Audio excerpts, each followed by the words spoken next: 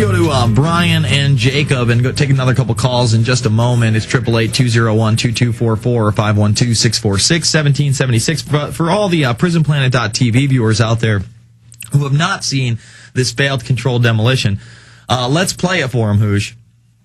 Let's hit it up. I mean, this is it. This building flips over onto its ceiling. It shows you how reinforced a structural steel building really is. Now, hold on. Pause it right there for a second. Now, if you notice, now go back to the still frame while I'm talking. If you notice, there's a large chunk of the building already missing. See, that's actually a building that's been gutted quite a bit on the one side. Yet it's still standing. Because that's what steel frame buildings do. Now, they obviously screwed it up, and now you're seeing it kind of tilted on its side. All right, hit play, and let's show it where it ends up. It just doesn't disintegrate when it hits the ground. No, it flips over. It's a structure. So, you know, the debunkers will probably call me crazy for even citing that, but give me a break. Aaron Dykes in studio. Let's talk about it. We just got back from a crazy trip. Flew into Baltimore, drove from Baltimore to D.C., did about 48 hours in D.C., went all over the major landmarks, went to the George Washington Masonic Temple, filmed there, got in a car, drove out to Philadelphia, which is even more historic in some respects than Washington, D.C., filmed Independence Hall, the first and second banks of the United States, so much more. Went out to the Philadelphia Art Museum late night last night, shot till about 3 a.m., you know, we were talking earlier about the harassment, how we just couldn't go anywhere without being harassed by security. Why don't you tell people just some of the experiences you had? Go start to finish. Your first experience with a security guard on the trip and the last one we had.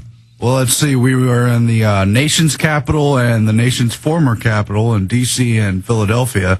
And I guess anywhere they've written a constitution or pretended to hang one up on the wall, you just can't film. You can't say anything in front of a monument. Can't talk to people. It's just bizarre. It is bizarre. I don't understand it. It was less hardcore in Philadelphia until we got to Independence Hall. And then when we were downtown last night, it seemed like they were coming out of the woodwork when I was outside of the U.S. Mint building and I was just filming the U.S. Mint. And you were on that one corner and you weren't even filming a building in particular. You were just kind of getting the traffic flow from a corner of historic Philadelphia. And that was a no-no, apparently. Well, we were just walking around town. I think there was a district court. U.S. District Court. Yeah, they came out in the middle of the night and wanted to know what I was doing. I was just filming traffic. It was around midnight at that point. I think so, yeah. I mean, it was really late night. We actually filmed the Federal Reserve at night pretty easy last night. That wasn't a tough building to do. But Independence Hall, I mean, let's talk about it. We got harassed at the very tail end of the Phil Berg interview, but earlier in the day, we were just trying to get shots. We're talking about hundreds of tourists around, many people with cameras. Just because our cameras are a little bit nicer and we have a tripod, we're enemy number one. Yeah, and they come up and want to know where the film permits are. They want to know what you're doing with this weird equipment. And, you know, we're just shooting B-roll. I can't think of anything. It's just kind of on a base level. Where the Constitution was formed. Yeah, I mean, it's like base level patriotism, maybe. I don't know. Just touring capitals and looking at historic buildings. What's the big deal? Yeah, what is the big deal? Especially when they encourage people to come, and it's supposed to be a tourist attraction. You know, obviously, one of the pluses of going on a vacation like this is to bring home video and film of these buildings. I mean, people want to see it. This is where history happened. And it does really speak to society that we now live in a society that, oh no, you can't film here. But, there were the exceptions. The first night we got there, we were out in front of the Independence Hall Learning Center and an adjacent building, and you got a pretty good time lapse there.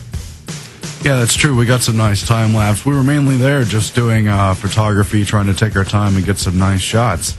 But I guess if you try to film a Capitol, it's just not possible. You know, let's talk about how difficult it was to film the Pentagon when we get back. I mean, finding a vantage point of the Pentagon and not being harassed is almost an impossibility, but we did do so over at Potomac Park and got a couple of decent shots. It's the Info Warrior with Jason Bermas. We're going to be back taking calls from Sean, Brian, and more. Let me tell you a little bit about one of our great sponsors, HomeGain.com. This is the place to get you started buying or selling a home, finding a realtor, and getting any real estate questions answered. Go to HomeGain.com and see what I'm talking about. All you need to do is type in your home address, and you will get an instant free estimate of your home's value online. This is a great way to be able to monitor the value of your home. And again, it's absolutely free.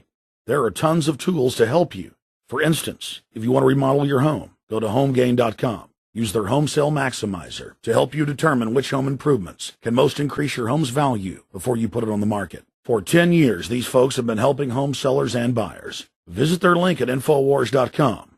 Look for Max, the orange Home Gain Gorilla, to help you with any real estate needs you might have. You'll love this site. It's HomeGain.com. HomeGain.com. Check them out today.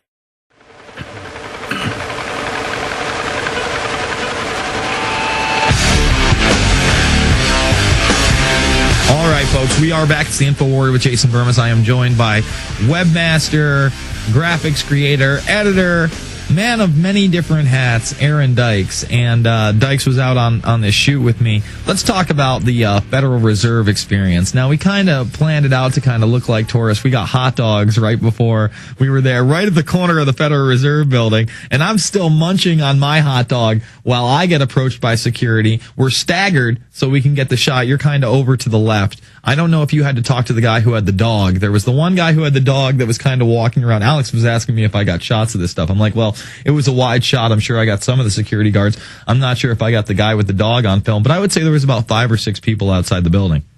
Yeah, I mean, in the past, there's been no guards, later one guard, because I've been to D.C. quite a few times now. Mm-hmm. And, yeah, this time they had 2 guys posted right up front just looking for trouble, actively patrolling on their little perimeter there. Mm-hmm. And I think we were still on the sidewalk. No, we were always on the sidewalk. We were at the hot dog stand at the corner, and I asked the one guard where the garbage can was, and then you pointed out that there was like a little bag on the hot dog stand.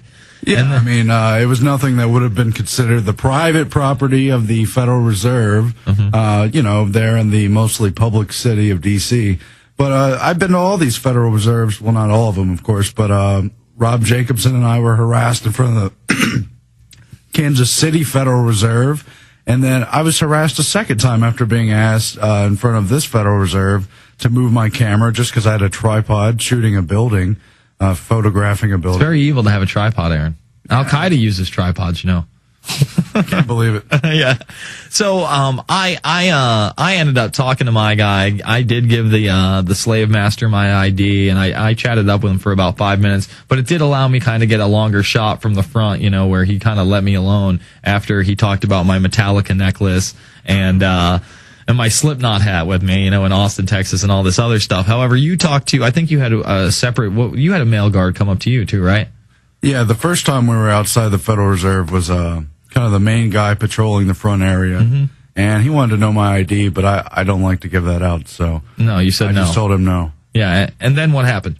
Well, he wanted to know, just like all these other buildings, if we're commercial photographers. It's a free speech right, even if we were making a commercial documentary, which these documentaries are given out for free. We did, you know. In fact, you know, fresh out of the car, I forgot this, but as soon as we had parked the car and we took the tripods out, we filmed that one building. The one woman came over and she asked us, and we said, "Oh, we're tourists, blah, blah, blah, blah." She kind of let us pass, but then there was 2 other guards sitting there talking to her, and we told them we were from Texas, and I'm sitting there having small talk with the guy about the San Antonio Spurs and Tim Duncan. You know, it's like they're like cross-referencing. In other words, you know, I'm talking to the Federal Reserve guy, and I give him my ID, and he said, "Oh, it was just your birthday. Oh, you're 29 years old. No, I'm 30 years old. If you can't tell from 1979 to 2009, you're the poorest at math." He's trying to catch me in some kind of a lie. Like I'm lying about my age or I'm lying about my identification. I'm like, no, it's my 30th birthday. Oh, yeah, isn't that right? That is your 30th birthday. How about that? So but here's the deal. I'm not saying you're bad. I know. He's a security guard coming off federal property saying, "Give me an ID." Being nice to them. If you told them it was okay for them to stab you, they'd shoot you. They would steal everything. They would take everything. These are just criminals. Mm-hmm. That's all government and these petty scum in uniforms and costumes have become. Mm-hmm. Now, I'm not saying all of them, but that's the nature of tyranny. It's now turning to where the whole spirit is that way. Well, tyranny acts like your friend. You're absolutely, and they come up and they rub you on the back. No. We're buddies. Look, it's about them being losers. They couldn't invent science. They can't get a woman. They can't have a life. But it's the petty pressing on the nerve of power of, look, they're engaged in crime. Mm-hmm. They're coming off their property trying to intimidate you through color of law. That's the same thing, Jason, as you getting in a fake police car and a fake uniform and going around writing people tickets. It's a crime!